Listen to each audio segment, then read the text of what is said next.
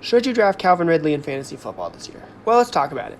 Calvin Ridley reminds me a lot of modern Disney because he was once great, and people really like to make excuses for why he's not that good anymore. But at the end of the day, I think that there just might be some systemic problems that are going to prevent him from ever really being as good as he once was. Ridley finished last year as the wide receiver 30, technically, and he's currently going as the wide receiver 32 and the 72nd overall player. If you couldn't tell by my tone of voice already, I don't like Calvin Ridley that much. He's basically just Kyler Murray but a receiver, and I don't like Kyler Murray either for fantasy.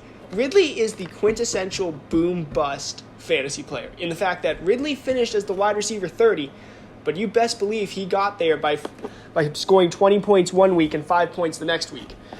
Listen, Ridley was once an elite fantasy receiver, but that was all the way back in 2020. When he averaged 18.8 points per game, which was fourth in the league. It has been 5 years since then and one gambling suspension. Ridley is not the same player. Listen, there is some cause to be excited for Ridley.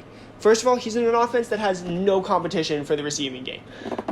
There are no receivers behind him, at all. It's just a bunch of old guys trying to not admit that they're washed, and Treylon Burks, who is the worst player I've ever seen in my entire life. And, they have a tight end whose name is escaping me.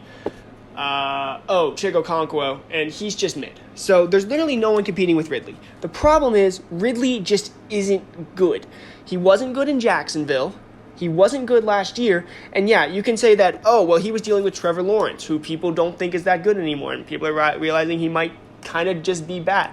And he had Will Levis last year, who was objectively bad. So a lot of people like to make the argument that, Ridley was good in 2020 when he had Matt Ryan, and if he had a good QB, he would be fantasy relevant again and be a good wide receiver too. Newsflash, people, Ridley's not about to have a good wide receiver. Quarterback. He's about to come into rookie Cam Ward, who I like, but I do think you need to understand Cam Ward's not going to be Jaden Daniels. I would put all of my money on Cam Ward not being Jaden Daniels or CJ Stroud. Right now, if you look at the Vegas odds, which don't always tell you a lot for fantasy, but you can glean some stuff from them, Cam Ward is favored to throw under 3,200 yards and less than 20 touchdowns. That is not producing a fantasy-relevant wide receiver. I just don't see the upside for Ridley, and I think that there's significant chance that he's just unstartable ever, and there's also a chance that, and best case, is that he's, a boom-bust player, but he also has the chance of just being unstartable if Cam Ward can't get this offense going. So I'm giving Ridley a D- just because I don't see the point of drafting him.